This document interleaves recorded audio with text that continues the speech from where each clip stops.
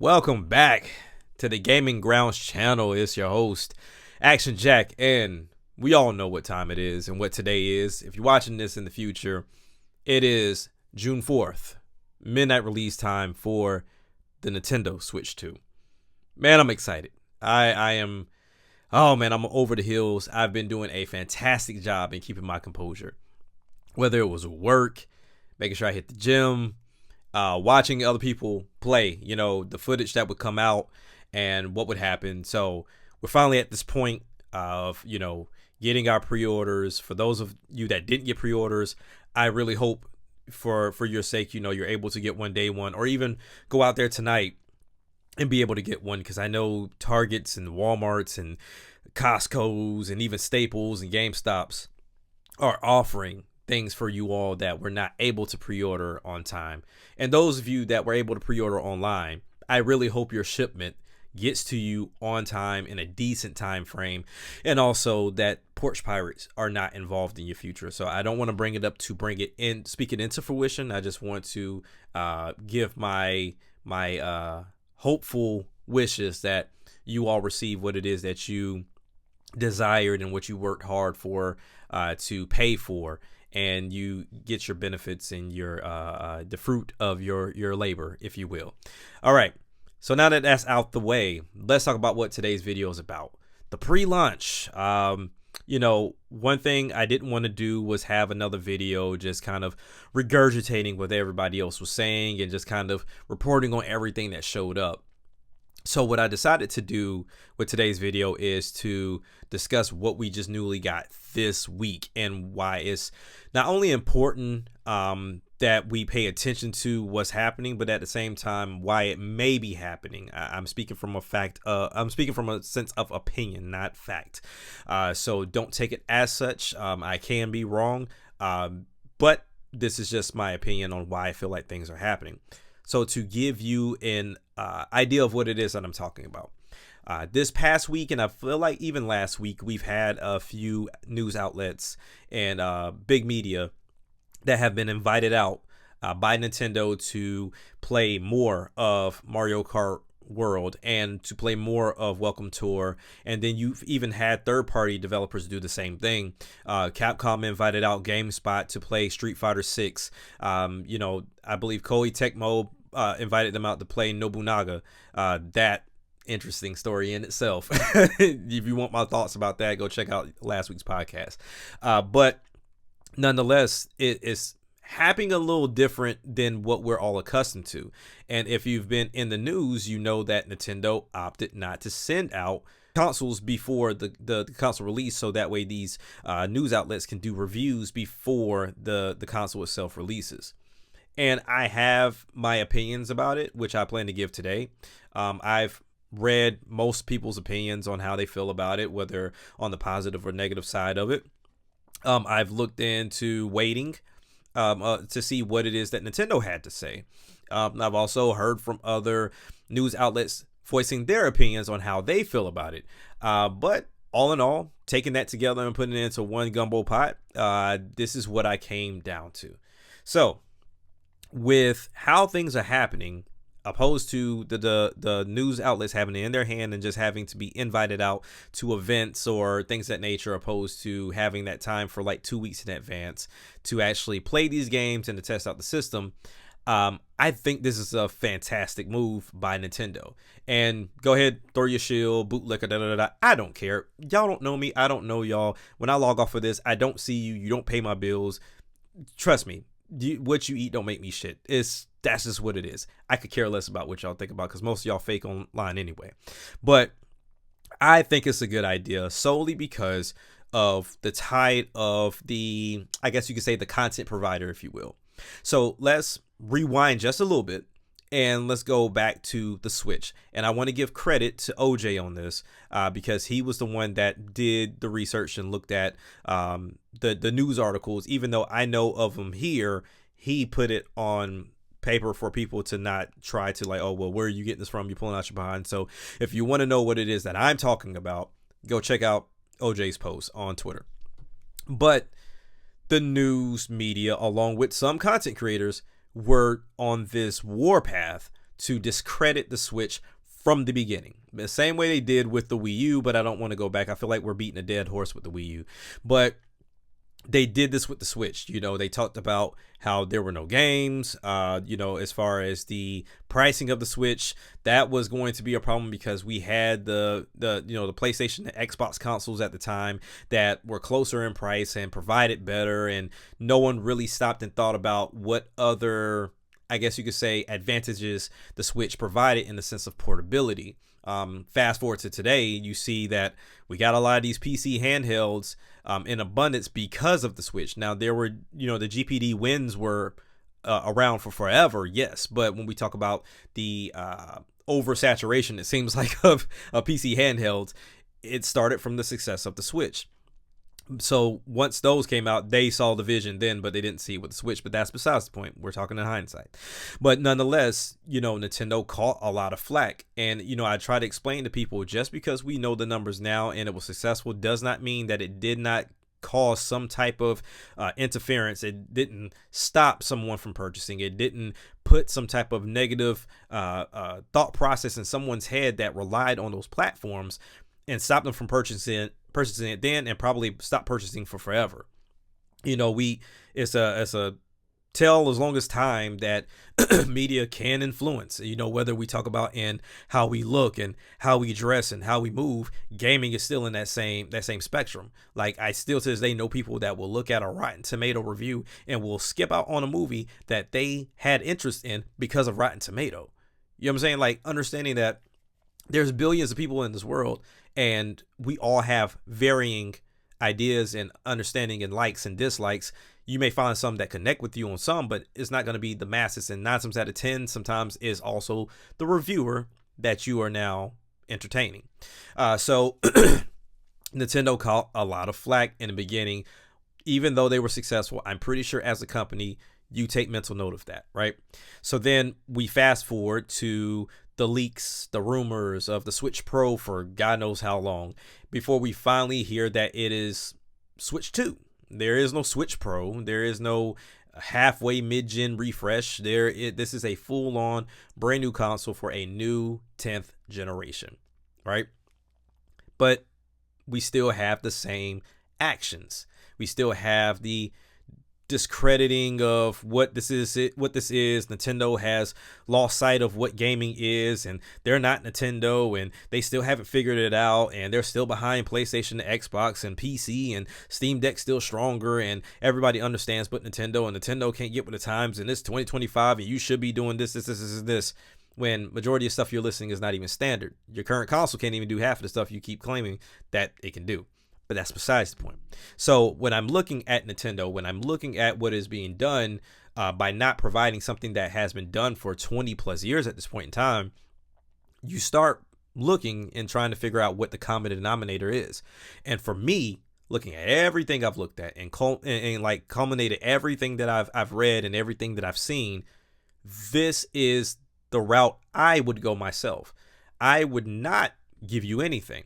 I would invite you out to my press event. I will let you see what I want you to see.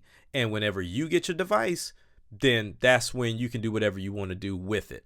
Now, a lot of people will say that, okay, well, we depend on these media platforms to give us a unbiased and, a clear-cut understanding of what it is that we're going to purchase. Let's be 100% honest about two things. If you pre-ordered this console, that's not for you. That review is not for you. If you are iffy on gaming in the first place, you're not going to them anyway, because most casuals that I know do not know of an IGN. They do not know of a GameSpot. They do not know of a GVG. They don't know of a Game Explain. They really don't know.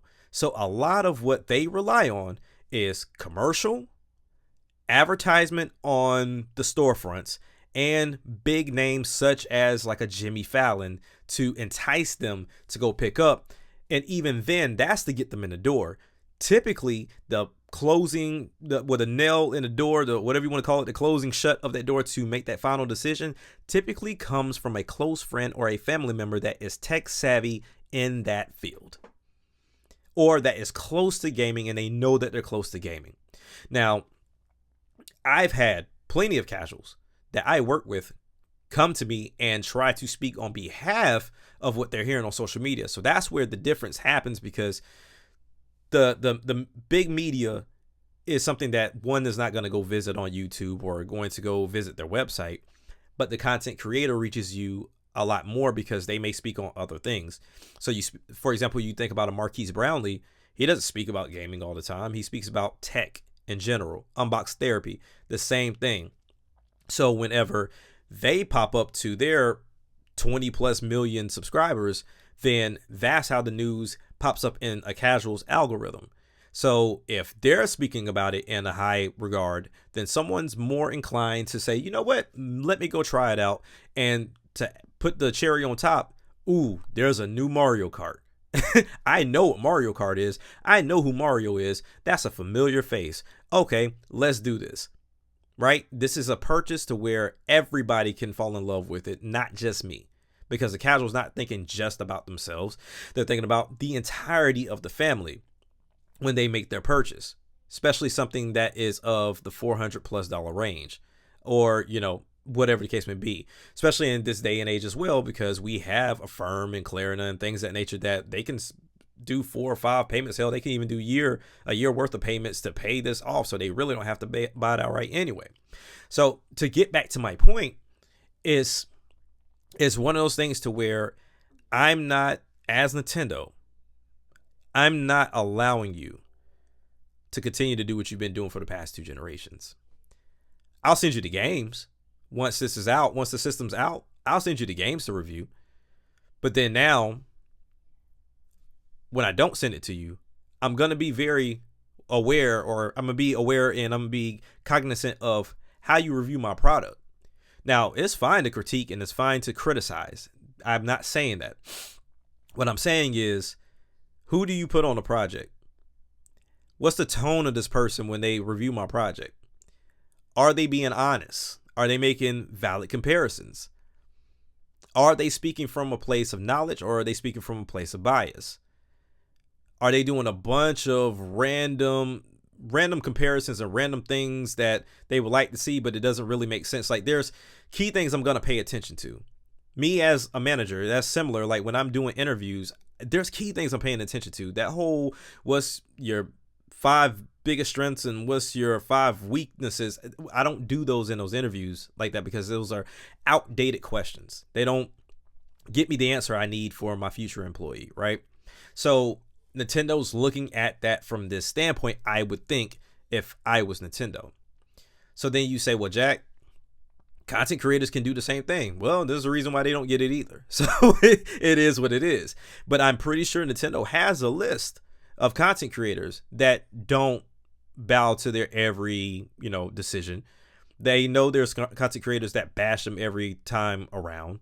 And they got those that understand what it is that they're trying to do, and they review it based off of the vision, and they can still give their opinion piece of what we think or what we would like to see added. But for what it offers, this is what you're getting.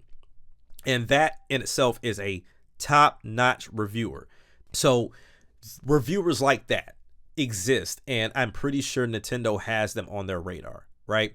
But to avoid the whole rigmarole, let's just not send it to anybody until, one, like we said, this update happens, because it's very rare that reviewers go back. How many times have you seen a game review of a game that has multiplayer, but because the masses don't have it, they couldn't really play it, other than if they knew some friends, other reviewers that had it, and they couldn't really get the full-fledged feel of the multiplayer, and they never went back to re-review it. They never went back to give you the information of what multiplayer was. That's part of the game. Imagine if I couldn't give you the heads up on multiplayer for Call of Duty. That's essentially Call of Duty. Like, that's what it survives off of. If I can't give you that news, then it's dead in the water. So when we look at the Switch 2, not only, yes, it has online and things that you have to review in that nature. So yes, Mario Kart is very dependent on that, even though there is a solo player mode on there.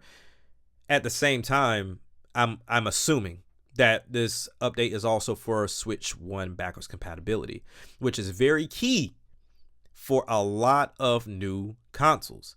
I don't think there's ever been a console that didn't have older games ported over or that couldn't play, and then there's some that have been able to play the previous generation's games. So Switch 2 could play Switch via emulation. The PS5 could play PS4 games.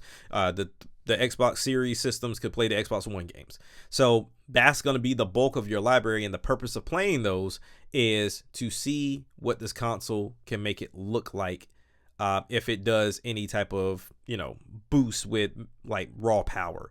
And then in this case for Switch 2, AI upscaling. So we've already seen what Scarlet and Violet looks like at 4K 60. We've seen what Breath of the Wild and Tears of the Kingdom, 4K 60. So these are the things people are going to be paying attention to. We have Switch 1 games that are releasing that have these Switch 2 upgrades that are about anywhere between $250 up to $20. So it just depends on what it is that you're playing.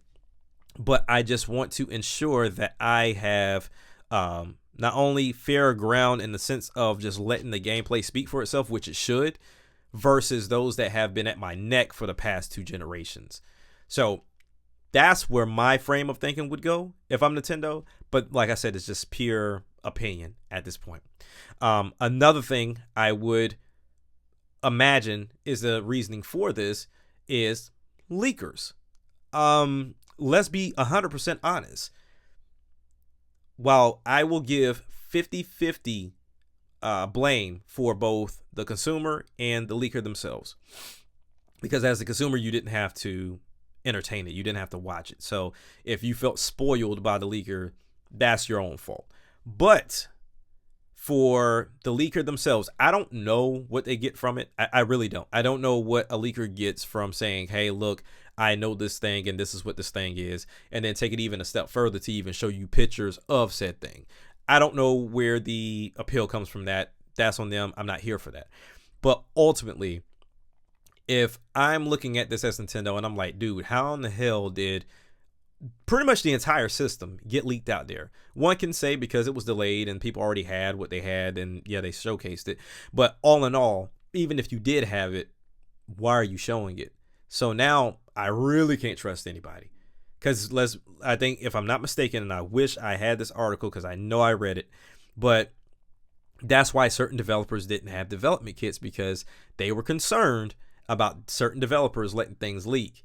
And that should be a testament to what it is that I'm talking about, of if I don't even trust a certain developer because they always got something leaking left and right, then why in the world would I send this out to the masses? Because let's be honest, if I send this out to media platforms, somebody's going to find a way to leak something and then play stupid like it didn't happen. So then when we look at leakers that let the information out there, all right, cool. Now I'm going to be tight-lipped about everything. Now you're going to get stuff at like damn near the last minute. Now I'm going to have to bring you to what I got that's controlled, so that way you don't have your hands on it. And then I'm going to make you sign this NDA. And then when you sign this NDA, now I'm going to go at your neck, and then everybody complains, oh, Nintendo sues everybody. But it's a contractual agreement. So now I'm going to control it the same way y'all went at me for the media spin, and we had to create Nintendo Directs that now everybody is on board with, when you told me, oh, I'm running with my tail tucked between my legs. This is what I'm gonna have to do with you now. Now I'm gonna have to hold your hand. Now I'm gonna have to put the leash on you as we walk through the store, because you don't know how to act. Like, you don't know how to act. I can't put belt to ass right now because we're adults, but it's all good. I still need you in a sense, and you still need me. So we gonna work together like we got some sense, but there's gonna be new boundaries here.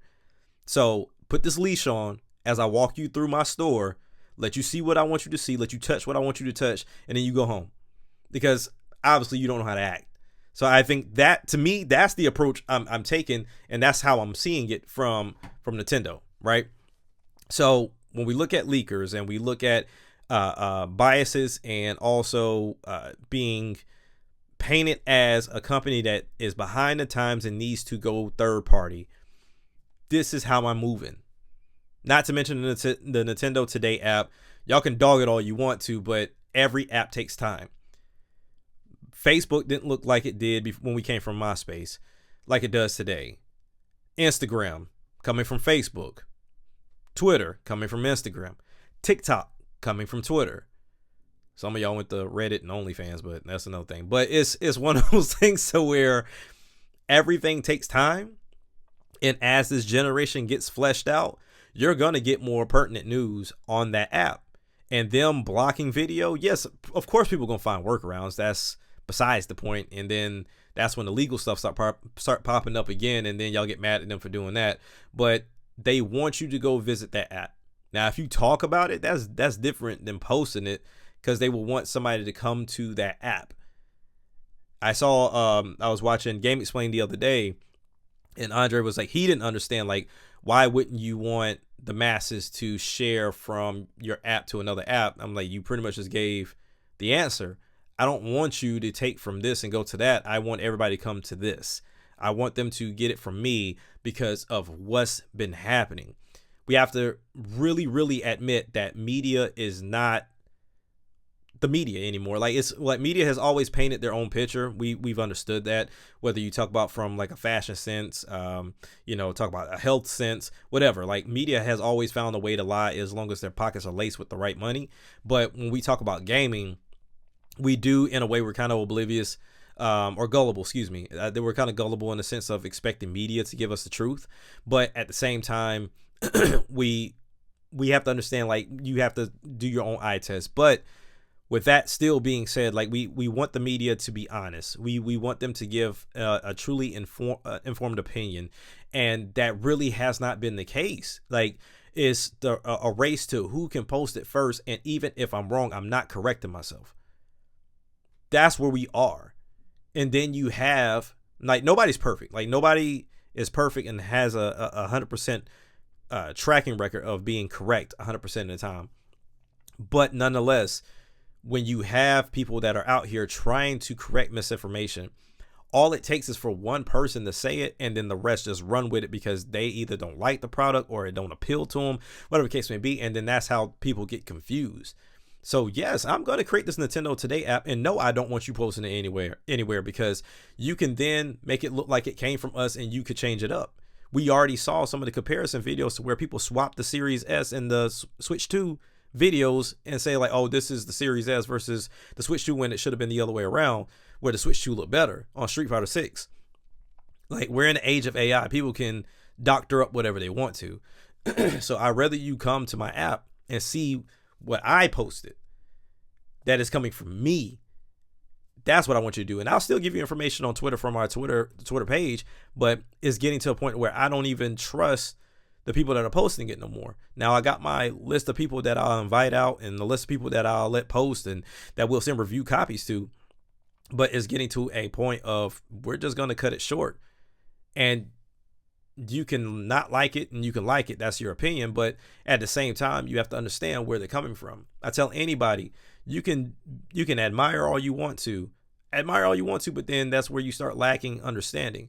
So until you're willing to see both sides of the picture, then you will never understand, and you'll just be yelling into an echo chamber about how you feel and how you feel and how you feel. And then you'll never understand where other people are coming from. So I understand why media are mad, and they're justified in their anger, but then they also have to stop and take a look of, well, why the hell is this happening? Why is Nintendo doing this? And you have to be honest with yourself. Did I paint them in a bad light in any way, out of context sometimes, and sometimes justifiable, giving them criticism, but did I paint them in the wrong picture? And why did I do that? Was it because somebody told me to do it? Was it because I'm trying to get into good graces with somebody? Or the one I think, everybody's tired of buying 3 different devices, sometimes 4 if you count PC, and we want everything under one umbrella. We already hear the arguments of, oh, exclusivity is dumb. And it comes from those that don't like to buy multiple consoles, or they want all products on one device of their choice, which usually is either PC or PlayStation.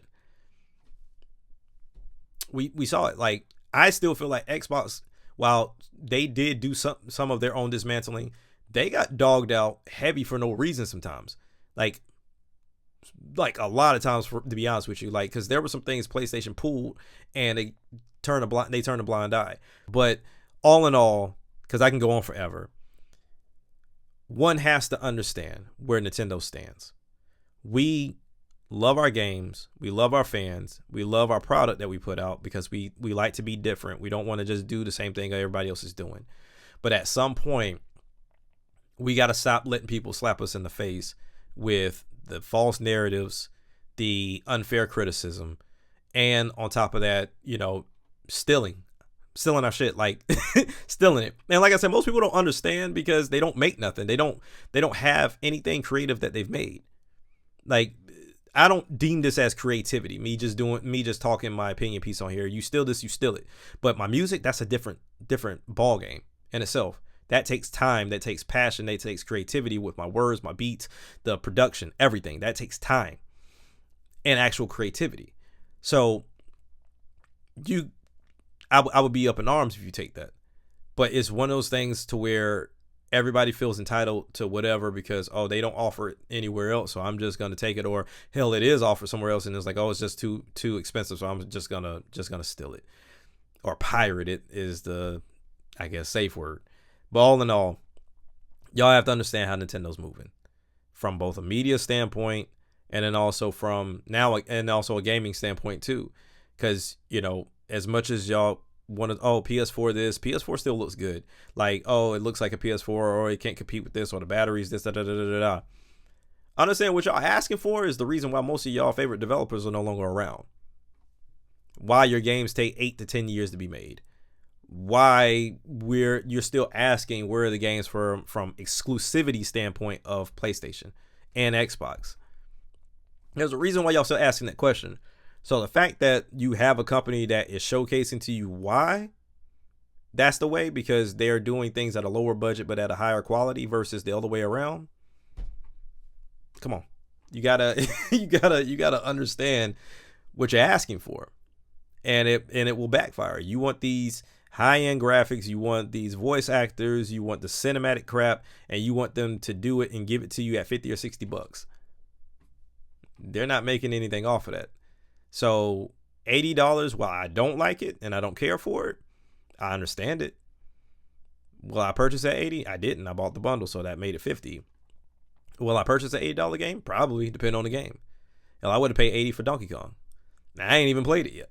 It's just I love Donkey Kong that much that I would be willing to pay $80 because Nintendo has my trust with that franchise. So we all determine the value. Right now, the complaints of what's happening and the pricing and why things are the way they are and why we need to see what we need to see, we determine that along with, the government. But ultimately, we determine that because when you think about it, a rare Charizard card costs more than all three of these consoles combined. Like, it's just wild. That's cardboard, dude. Cardboard.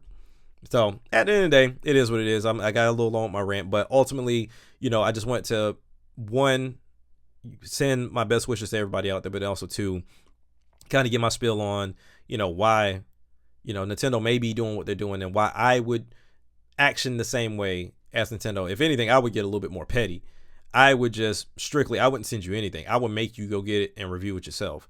Like, I would take this back as if you are a brand new content creator and you get on the even playing field with these content creators, and the one that makes the best content, not the one that favors us, but the best content. They gave proper criticism. They made sense in what they were speaking on.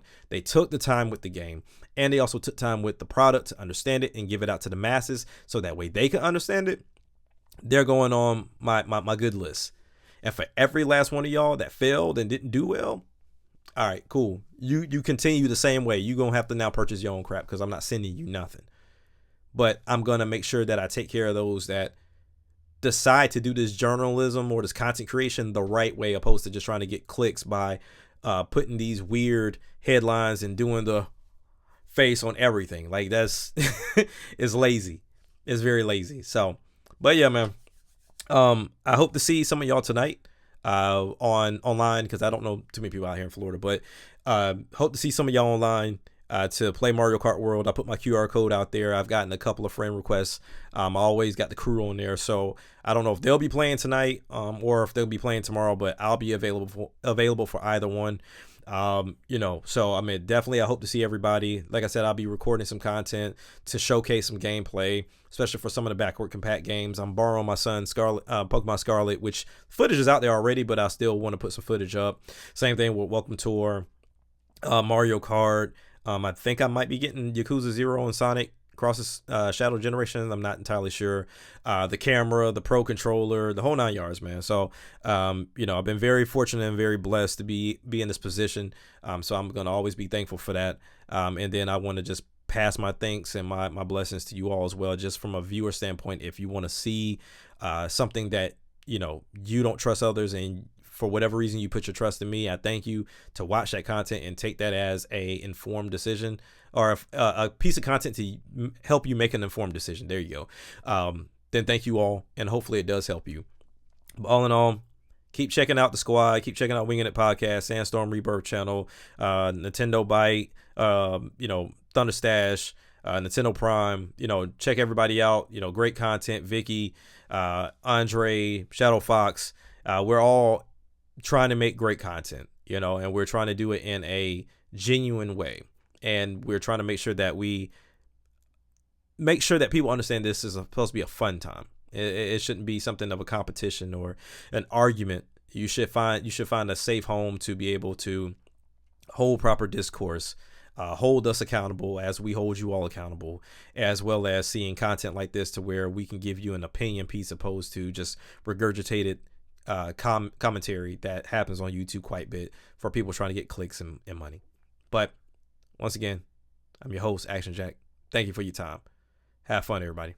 Peace.